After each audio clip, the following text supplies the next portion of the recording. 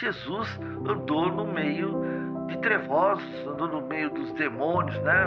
Nós sabemos que são os demônios de Maria de Magdala, os dos porcos, né? O poder das formas pensamento. O que seria formas pensamento? Então, as formas pensamentos, elas permeiam a nossa volta, né? O que acontece? Os pensamentos, ora é energia, ora é partícula. Ou seja, tudo no universo é energia.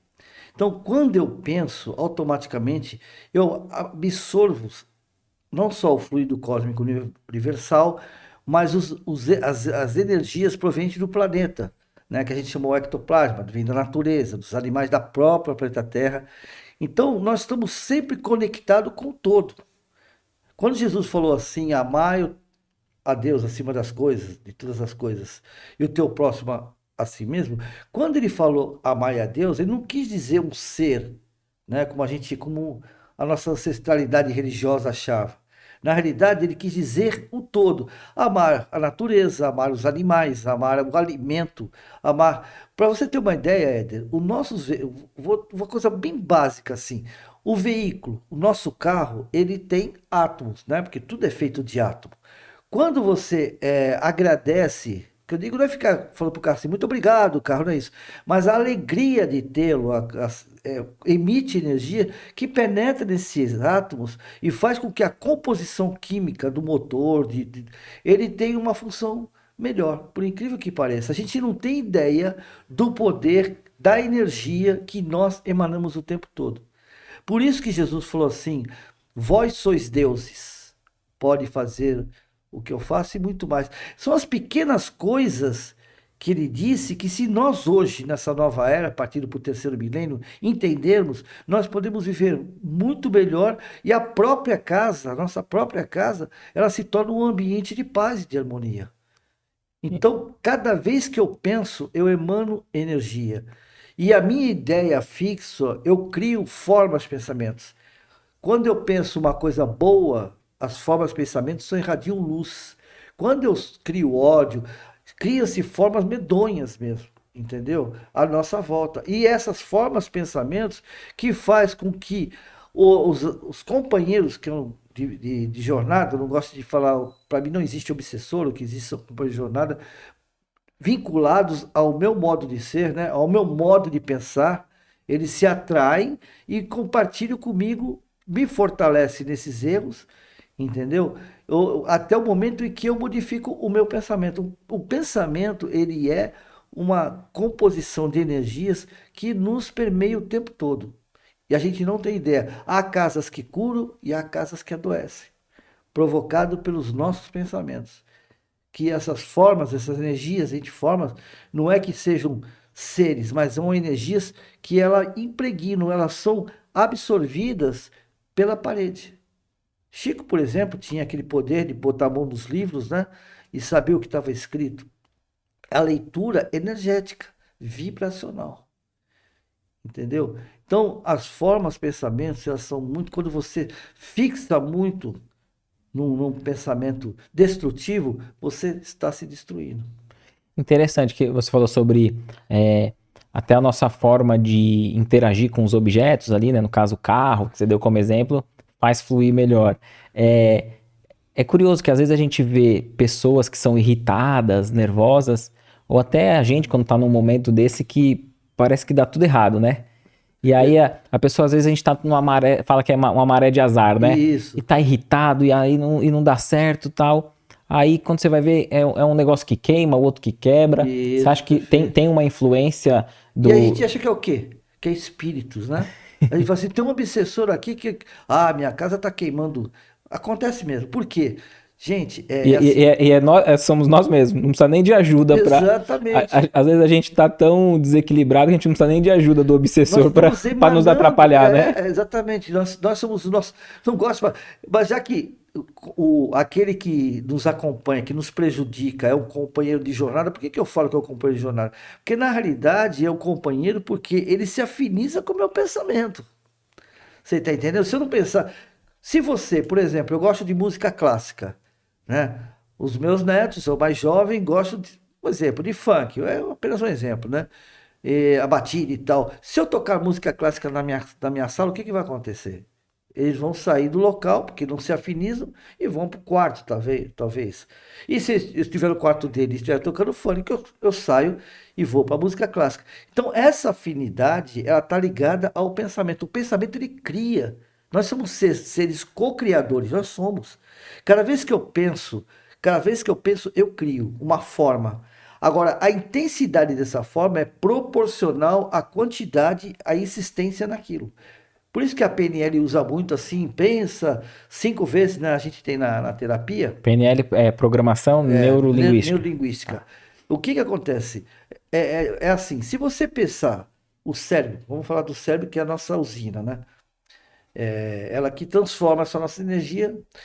Digamos que eu pense uma vez, o cérebro não dá atenção. 2 vezes ele não dá atenção. 3 vezes já pensa, opa, aí tem. Na 5ª vez, ele já começa a preparar o processo, porque aquilo ele entende que é necessário para a minha sobrevivência. Que ele só pensa em sobrevivência. O cérebro, eu costumo dizer que ele é burro. Ele quer me proteger, muitas vezes me prejudica, né? Porque quer me proteger, que é a famosa psicose, a famosa, por exemplo, assim, a amígdala cerebral, que né, digamos assim, é uma glândula responsável por uma proteção. Quando você insiste, tem muito medo de alguma coisa, ela te sequestra. Ela fala assim, esse cara não tem condição de pensar, então eu decido, né? Então, o que acontece? No meu comportamento, depois de 21 vezes insistindo naquilo, automaticamente o cérebro começa a buscar aquilo para você. Então, tudo que for referenciado a essa situação, a esse seu desejo, ele vai buscar, ele vai dar atenção. Tem 10 coisas aqui, uma coisa está voltando a isso. Então, ele vai, foca nessa situação, porque ela é a situação. Por isso que, quando as pessoas falam assim, eu quero ser tal coisa, eu quero fazer tal coisa, eu quero conquistar alguma coisa, você começa a insistir, o cérebro vai e começa a focar situações em que você encontra o caminho. O inverso também acontece, né? Tipo assim, eu sou azarado, tudo acontece comigo, eu não dou sorte. Então, o próprio cérebro trabalha nesse sentido. Tudo tem que dar certo. Não, mas não vou me esforçar porque... Você está entendendo? E isso tudo, o pensamento, esse pensamento cria formas à minha volta, que vão atraindo situações. Emmanuel chama isso de campos morfogenéticos, né? Os campos mórficos. O que acontece? Você está sempre preso ao uma vizinha negra, digamos assim. Aqui está o sol. Eu escolho ou o sol que me ilumina o meu caminho, ou a nuvem negra que me obscura e não vem enxergar as coisas boas que estão à minha volta. Toda a responsabilidade disso são os nossos pensamentos. Essa forma pensamento, vamos supor, chega a criar quadros, imagens no campo espiritual? Sim, cria. Eu não lembro agora, mas tem uma história de que um escritor de livros trágicos, macabros e tal, né, de terror, quando ele desencarnou, ele se viu cercado por espíritos malignos, ele achava que ele, onde ele ia, os caras iam atrás. E um dia, depois de um certo tempo, dele passar um período, né? Ele encontrou o mentor dele. Aí ele chegou, pediu ajuda para se libertar desses espíritos. Falou, não são espíritos. São os seus personagens que você criou, que ainda estão com você. Então a fixação em algo cria personagens, né, ou formas que, a princípio, por exemplo, se você é uma pessoa que odeia alguém, né? A princípio, a forma, ela não tem uma característica para você perceber o que seja. Ela é uma coisa obscura, ela, né, disforme e assim por diante. Mas se você fizer uma idioplastia, ou você fixar naquela situação, ela começa a criar formas, entendeu? De feições mesmo, né? E aí o que acontece? Ela te acompanha, porque você não se livra desse ódio. As pessoas que odeiam, para os médios que conseguem, né, os médios videntes, elas veem verdadeiras monstros, coisas horrendas. E aí o que acontece? São espíritos te acompanhando. São obsessores que te acompanham. Na realidade, nada são do que formas pessoais minhas. E esse espírito inferior ali que muitas vezes por vingança ou até por sintonia, como você colocou, que me acompanha, ele eles conseguem ver o que eu penso através dessas formas de pensamento, ideias, desejos. Sim. Quando perguntou para Kardec, na pergunta 459, a famosa 459, se eles nos viam, né? Sabiam o que nós estamos fazendo, ele falou, né? Uma nuvem vos acompanha e muitas vezes são eles que vos dirigem. Por quê? Porque na realidade é uma identidade. As formas, pensamentos, na realidade, é uma identidade minha, não tem como fugir, não tem como enganar.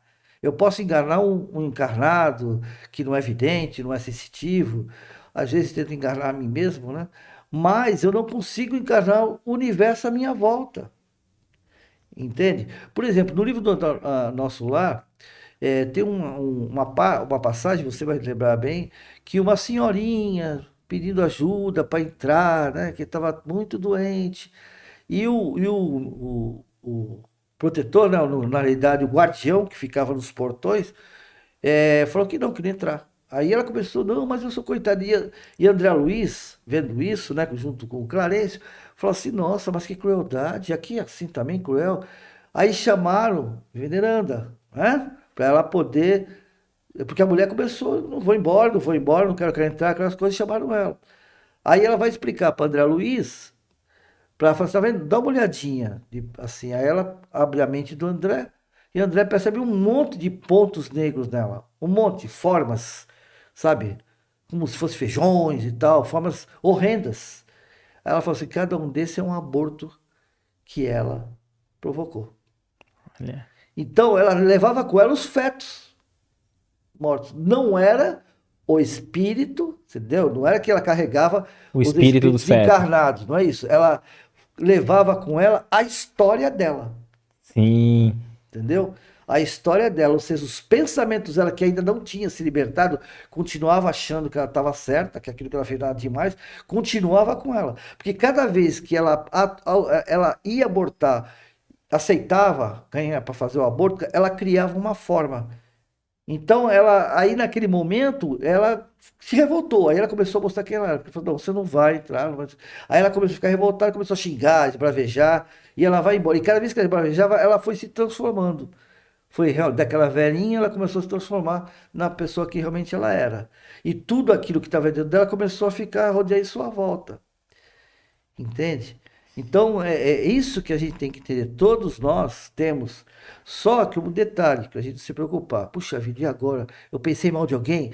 A forma pensamento, ela se dissipa assim como a gente conversa. Ela cria, de repente você está bravo, brigou com a família, xingou o marido, xingou a filha, não sei o quê, e fala, meu Deus, então vai ficar aquela forma. Não, não é assim que funciona. Ela se cria a intensidade que faz com que ela me acompanhe. Ou seja, falando português, claro, a insistência em pensar daquele jeito, se comportar daquele jeito, é que vai solidificando ela vibracionalmente. E essa forma de pensamento, ela absorve o ectoplasma, que é o plasma da vida. Então ela se torna mais presente e mais densa. Entendeu? Por exemplo, as colônias espirituais, elas são formadas por ectoplasma, o fluido vital de cada planeta que ela está vinculada, né? E do fluido cósmico, evidente. Quem é que cria as colônias? Né? Aqueles que foram. Ele cria aqui com os pensamentos. Lembra nosso lar? Quem criou nosso lar? Então as colônias espirituais é os pensamentos dos habitantes sim, ali. sim. Não, dos responsáveis. Por exemplo, no caso de nosso lar, né? Logo no começo do livro se fala, Ah, né? sim. Que os portugueses ilustres, alguns dizem até que Emmanuel estava presente, isso alguns falam, não fala no livro, né? Mas os portugueses ilustres daquele século, eles começaram a fazer a formação do nosso lar. Como é que eles fizeram? Como é que se faz uma colônia? Porque uma colônia, ela é formada de energia, né? Plasmática. Tanto é que os umbrais, eles são diluídos por quê? Porque vem, né? Durante o tempo, enquanto houver pessoas, né? Vamos falar dos umbrais. Enquanto houver pessoas alimentando esse pensamento, o que acontece? Aquilo vai existindo. A partir do momento que você perde, ele vai desaparecendo. Isso é o grande compromisso que a espiritualidade tem conosco. Mas não são eles que vão destruir. Né? Quando a gente acha que vai chegar lá, anjo Gabriel vem, destrói. Não, ele não vai fazer isso. Ele vai me convencer de que o meu pensamento não é bacana, para que aquela situação deixe de existir. Então, os umbrais, a gente pode compreender que nada mais são do que as próprias criações mentais daqueles Isso, espíritos que estão ali isso. perturbados, desequilibrados. Exatamente. Assim como os locais de luz, de energia. Você falou sobre como que esses pensamentos, né, e muitas vezes seja ele positivo ou negativo, mas vamos pegar o exemplo desse pensamento negativo que ele chega até a impregnar na casa, no lar. E como fica a questão assim de uma pessoa que busca ser boa, busca ser melhor, busca ser equilibrada, mas vive num lar ali com cônjuge ou com qualquer pessoa ali no lar, e o outro muitas vezes tem vícios, atitudes grosseiras, não tem um compromisso na sua própria melhoria. Como que fica esse aspecto espiritual olhando esse lar, assim, né? Esse duelo aí, quem vence, como que esse que tá sendo bom, de uma certa forma, ele tá protegido? Cara, é assim, não é à toa que tem 100 mil, né? A tua pergunta foi sensacional, cara.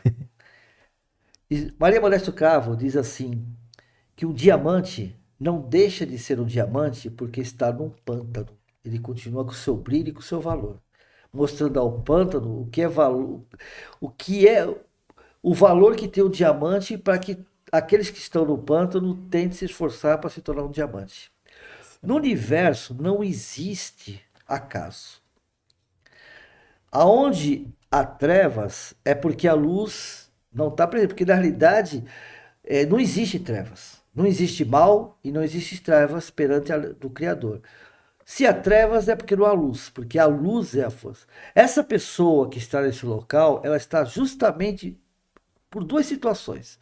Primeira, em prova, porque ela está crescendo cada dia, né? Se melhorou, uma pessoa melhor, mas ela tem que enfrentar os obstáculos para que se fortaleça e mostre para ela mesmo que ela é capaz e que está no caminho certo, né? Então essa pessoa está ali justamente para segurar aqueles que estão perdidos e levar a luz à escuridão, entende? E ela não vai ser afetada. Porque não porque a espiritualidade só a protege, porque na realidade ela já está protegida com a sua luz interior, né? Então essas energias nocivas não a prejudicam, talvez um pouco, por quê? Porque ela está permitindo ainda. Um exemplo, eu gosto de dar o exemplo do nosso modelo e guia. Sim. Jesus, cara. Jesus andou no meio de trevosos, andou no meio dos demônios, né? Nós sabemos aqueles 11 demônios de Maria de Magdala, os dos porcos, né? Que ele jogou. Aquilo é figurativo, tá, gente? Que não, a própria natureza, a própria criação não vai prejudicar os porcos, né? Nem os animais são prejudicados em pró do homem, né? Cada um tem o seu, mas assim, uma forma figurativa, porque naquela época os porcos eram impuros, né? Os porcos, por isso que não se comia porco, né? O porco era impuro. E nesse momento, os demônios foram para os porcos para morrer no abismo. Então, onde Jesus estava, só havia luz. Ele desencarnou daquele jeito porque ele permitiu como uma forma de ficar para a história da humanidade, né? Com relação a essas criações mentais, né, que você estava nos explicando, de alguma forma, ela pode acarretar alguma enfermidade física, alguma doença física, a gente fixar a mente em algo negativo durante um tempo prolongado? Com certeza, porque funciona assim. Quando você cria essas forças mentais, o que ela acontece? Elas começam. Nós temos um campo, a nossa força, nós temos o perispírito, a gente sabe, mas entre o perispírito e o corpo físico tem um campo áurico. É uma energia que fica à nossa volta. Elas ficam como que sugando essas energias e você pode até ficar enfraquecido. E automaticamente os campos de força, como falava André Luiz, ou os chakras, como fala a parte holística, eles são usinas. E cada chakra ele é responsável por uma parte do corpo. Você está entendendo? O coronário, além de ele fazer essa ligação com o nosso fluido cósmico universal, ele também é responsável pelo encéfalo, Encéfalo é o cérebro como um todo, né? O frontal, ele é a parte frontal da razão.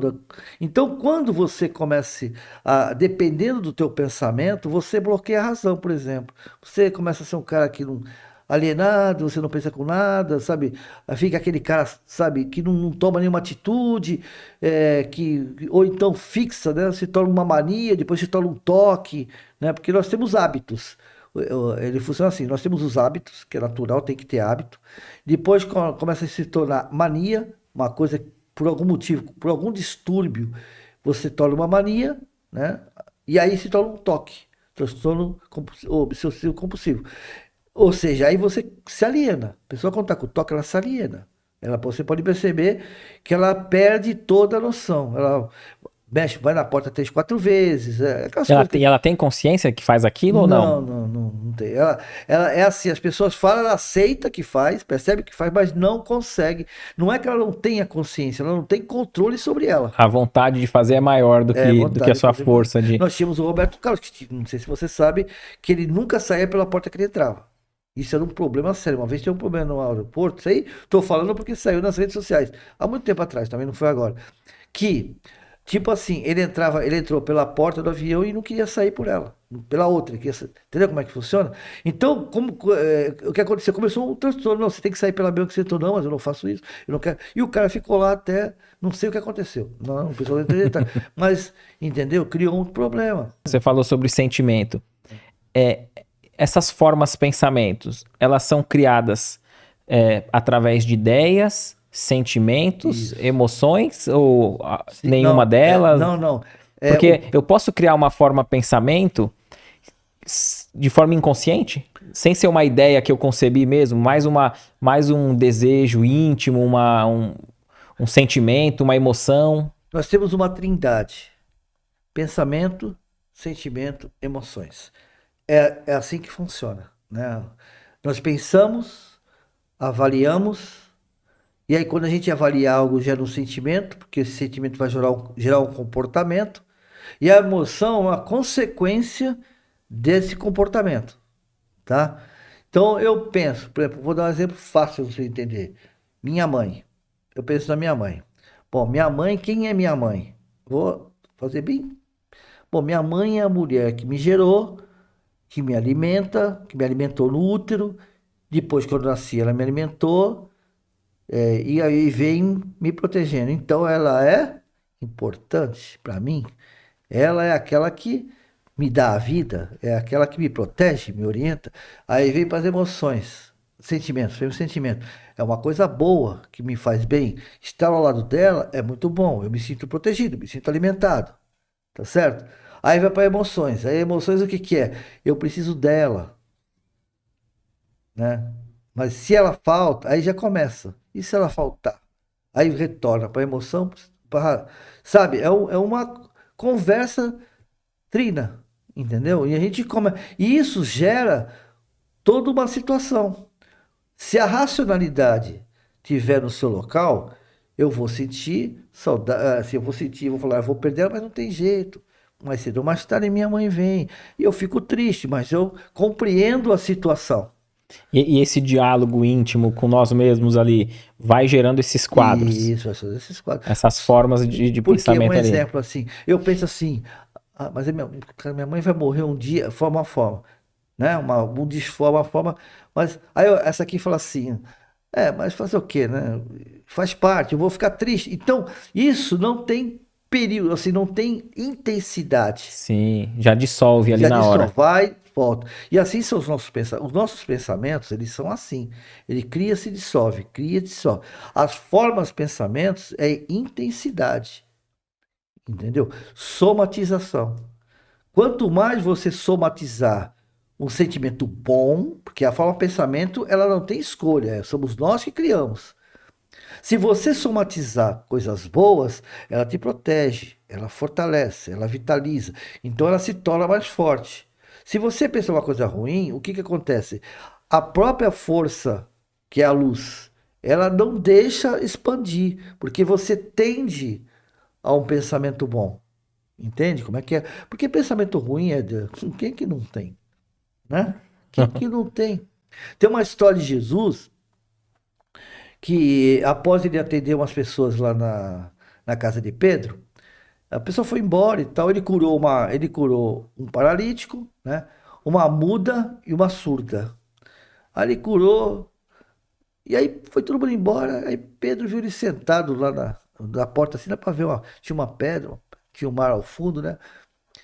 Aí ele falou assim, nossa, Jesus parece que tá triste. Você tá vendo Jesus triste? É só pra gente contar a história aqui, porque ele não fica triste, né?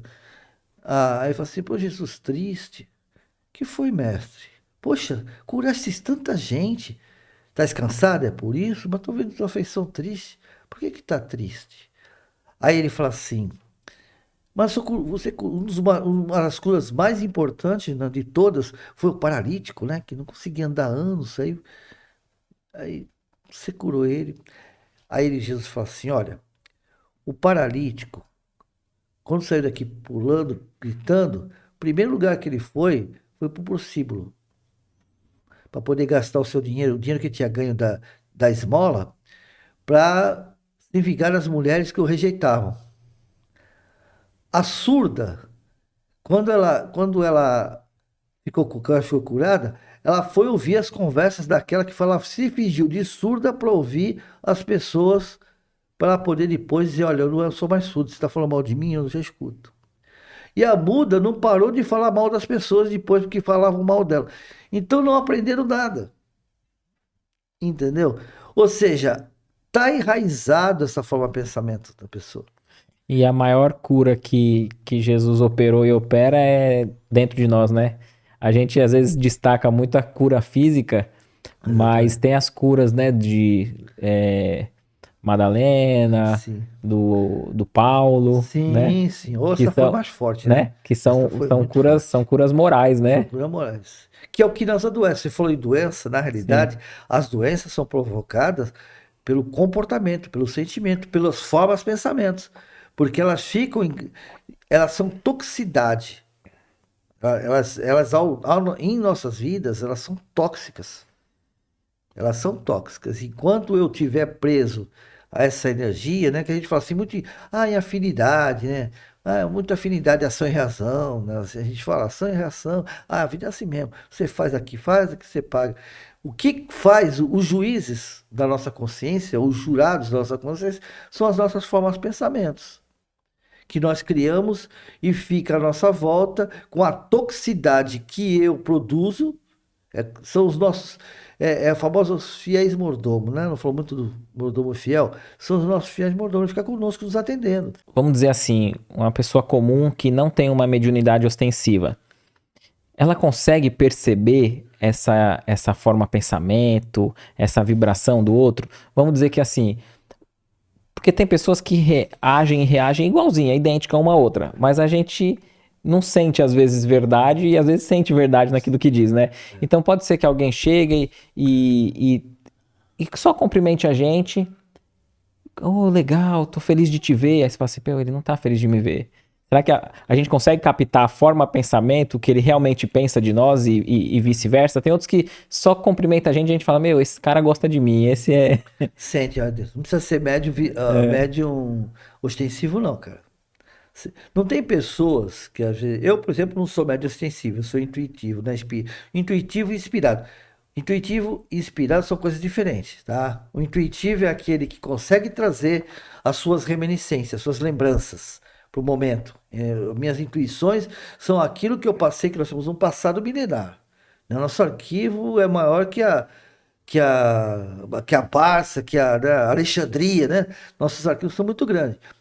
E agora, a inspiração é diferente. A inspiração é os amigos dão um cutucãozinho. E não digo os espíritos. E tem outra coisa, viu, Éder? Não significa que você ser inspirado seja de espíritos. Você pode pegar uma informação do meio ambiente.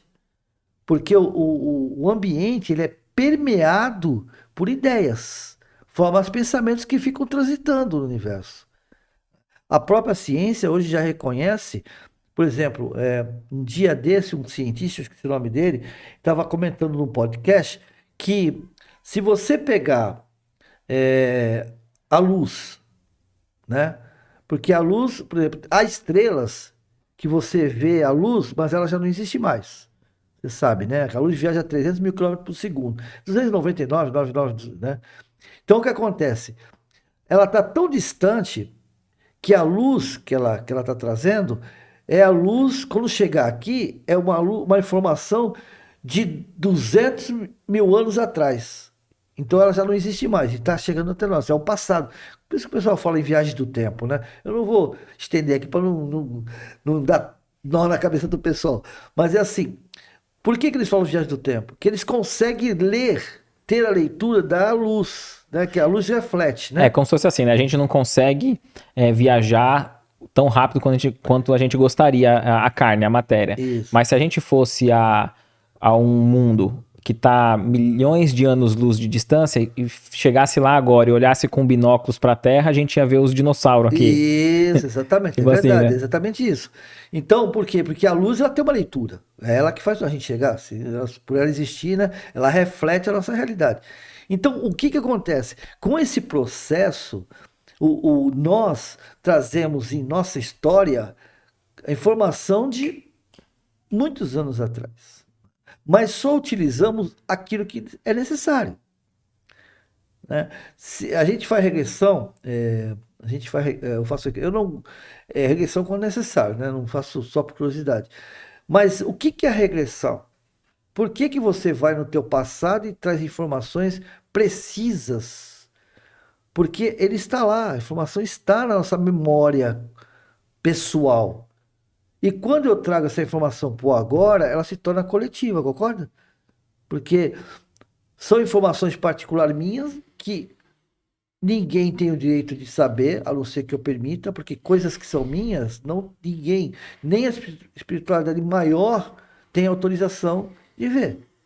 Então, o que acontece? Quando eu penso, eu faço uma regressão. Por isso que eu não gosto de fazer por curiosidade, só por enfermidade. Eu penso numa regressão.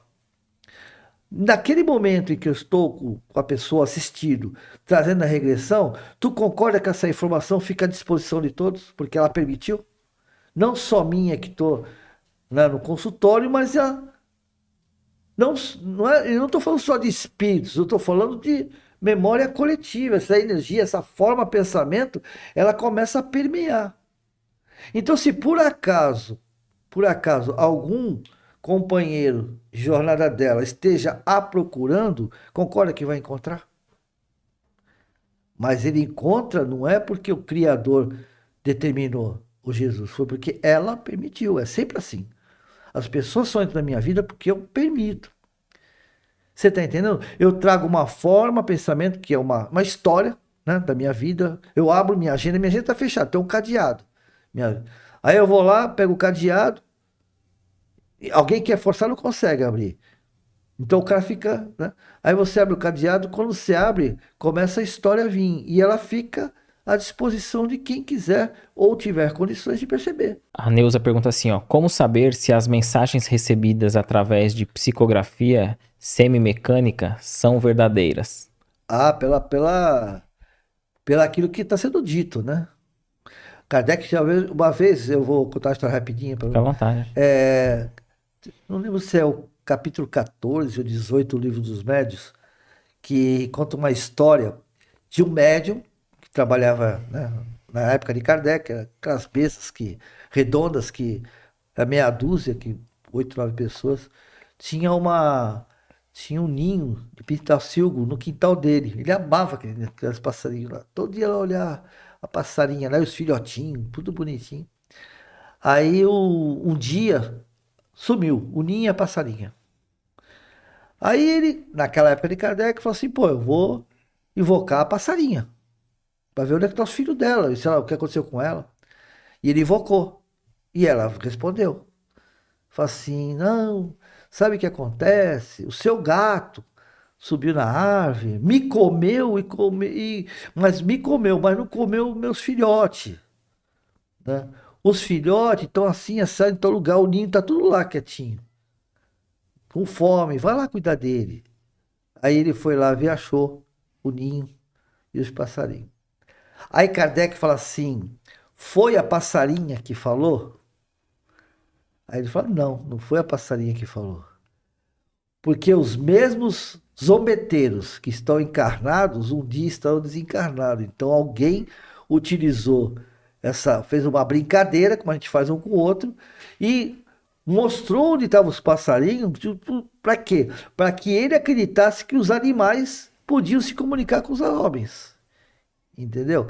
Então, é isso que, viu, Neuza?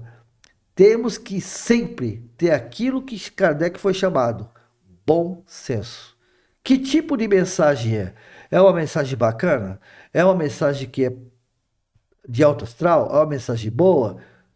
Que importa, né? Se a mensagem é de um espírito ou é do próprio médium. Nós não somos espíritos. Então, se eu fizer uma mensagem boa, bacana, tal, não sei o quê, tudo bem, a gente não discute se é. Agora, se é uma mensagem, olha, vai acontecer isso com você, põe um pé atrás. Porque uma coisa eu sempre digo para mim e para as pessoas: espíritos de boa índole jamais dão notícias ruins. Né? Aí, por falar nisso, quero só acrescentar algo que, para a gente pensar, tá? Eu não vou afirmar nada, é só para te refletir. Eu não sei quem foi, que eu não lembro agora, também não importa porque, para não expor a pessoa. O médium que recebeu uma mensagem de Emmanuel, né? Só que ele está encarnado. E foi um médium, assim, de nome, né? Eu não vou expor. Mas aí eu penso assim, viu, Éder? Para a gente refletir, eu gosto muito de refletir. Por que que não pode ser Emmanuel? Não o Emmanuel foi psicografar. Não é isso que eu estou falando. A memória coletiva dele não está no ar. Uma biblioteca, por exemplo. Se você for numa biblioteca, quantos livros tem de Rui Barbosa? Entendeu? Não é uma história. Você não pode entrar na biblioteca, pegar o livro e fazer uma poesia. Drummond de Andrade, por exemplo. Você pega um livro e faz uma poesia de Drummond de Andrade. Estou falando isso fisicamente, né?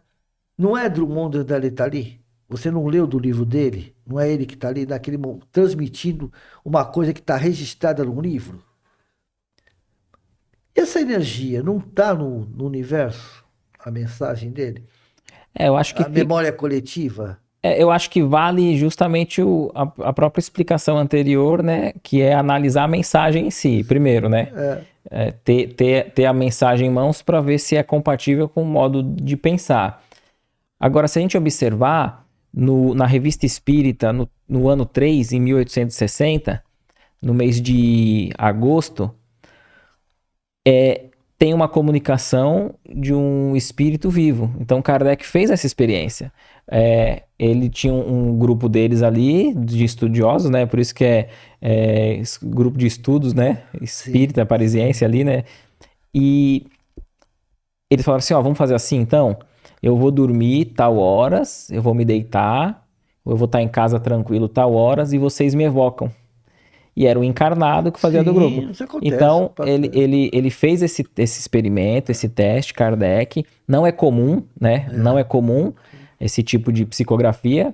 Mas aí ele mostrou que é possível. Que é possível. Aí o espírito foi e se comunicou, deu as mensagens e tal. E são várias perguntas que ele faz.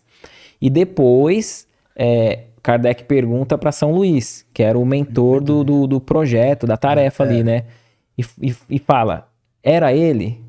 E ele faz essa codificação. Então, assim, é possível um encarnado se comunicar. E agora é aquilo que você falou antes, né? O que importa realmente é o texto e a mensagem. Mas é óbvio que quando se trata de alguém que fez história, né? Marcou muito. Mexe mais com as pessoas. E eu costumo até dizer o seguinte, né? Sem querer tomar o tempo aqui da tua fala, né, Newton? Mas assim, a gente ficou, né, como humanidade, esperando a vinda do Messias. E aí ficou séculos aguardando, né? Os profetas dizendo. Aí o Messias veio. Aí ficou ali, assassinaram. Ninguém deu conta, né? Ninguém deu. Aí depois, vamos esperar agora que ele vai voltar. Aí ficou aguardando a volta. Aí vem o espiritismo. Agora... Aí vem o Chico Xavier, faz toda a tarefa junto com o Emmanuel. Aí fala, o Emmanuel falou que vai vir. Então agora vamos esperar o Emmanuel. Quer dizer, daqui a pouco... Não, estamos esperando o Chico. Vamos esperar o Chico. Quer dizer, ou seja, que dia que nós Vamos voltar. vamos assumir É nós, eu tô falando. né? A Nós- responsabilidade da nossa existência, da nossa vida. Nosso Quer dizer, a gente fica sempre pessoal, esperando. pessoal. É o governo que vai mudar minha vida, é o outro.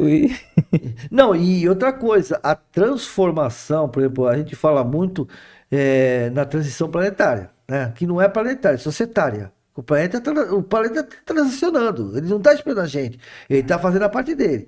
Isso já vem acontecendo e vai continuar acontecendo sem esperar ninguém. Ele vai fazendo isso que tem que fazer, os vários ciclos que ele tem. Agora, a transição social. Só que a gente acha que a transição planetária, né? Ou da nova geração, é vir um cara para mudar tudo. Só que não é, é individual, cara. Sabe por que é individual? Porque a Terra hoje está passando de prova, já está dentro da regeneração, para a regeneração. Mas o Newton Júnior vai desencarnar. Espero que leve um bom tempo. Onde eu tô? Em que fase da regeneração eu tô? Será que eu volto para a Terra ou vou voltar para um planeta que está prova e expiações? Você está entendendo? Como os capelinos não vieram no mundo primitivo, eles estavam lá na regeneração. Esse grupo desencarnou e veio para o primitivo. Eu espero não voltar para o primitivo, né? Mas eu não sei se eu estou em condições, quando desencarnar, de voltar para a Terra futuramente, já no planeta em fase de regeneração, porque vai demorar. Do jeito que está com pouca população encarnando, né? Porque as crianças, as jovens não querem mais filho, né? Será que eu volto para a Terra? Será que o meu padrão vibracional, né, minhas formas, pensamentos que me representam, né? Será que eu não vou voltar para um planeta de provas e expiações em algum lugar aí da galáxia?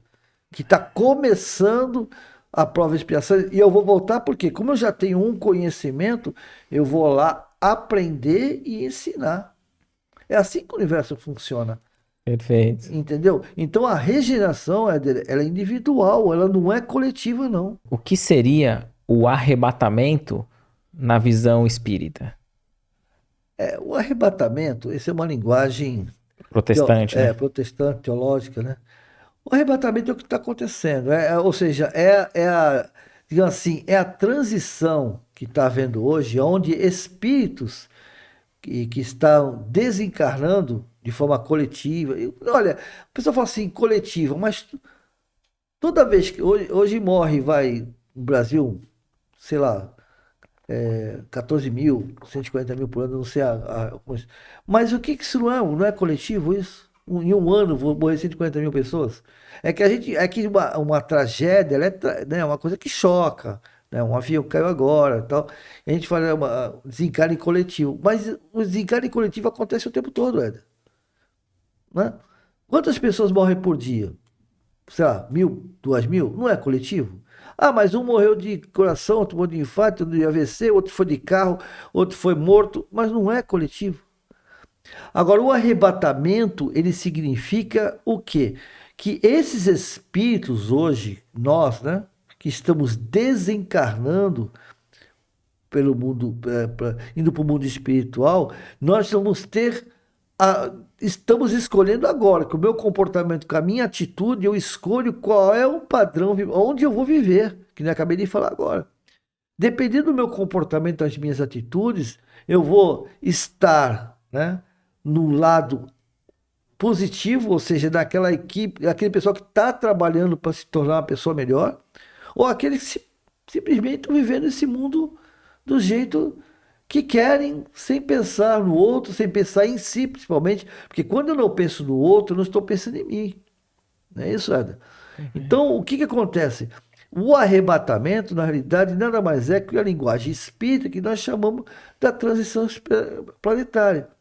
Porque todo esse momento, tudo que nós estamos vivenciando hoje, que nem eu falo, são escolhas individuais que se tornam coletivas, por quê? Por exemplo, pessoas que vivem nas drogas, eles têm um grupo de drogado. Então, ao desencarnar, esse grupo, mesmo que seja individualmente, eles vão estar dentro de uma memória coletiva, dentro de um padrão vibracional. E assim eles vão seguindo, até uma hora de se libertar. Aqueles que são criminosos, mesma coisa, eles criam um grupo. Então, eles se formam um grupo. Drogados, criminosos, promíscuos, né? Aquelas. Não que Deus castiga, eu quero sempre deixar bem claro isso. Deus não jamais castiga. São escolhas nossas, né? A gente escolhe o caminho que a gente quer. Então, é mais ou menos isso numa linguagem diferente, né?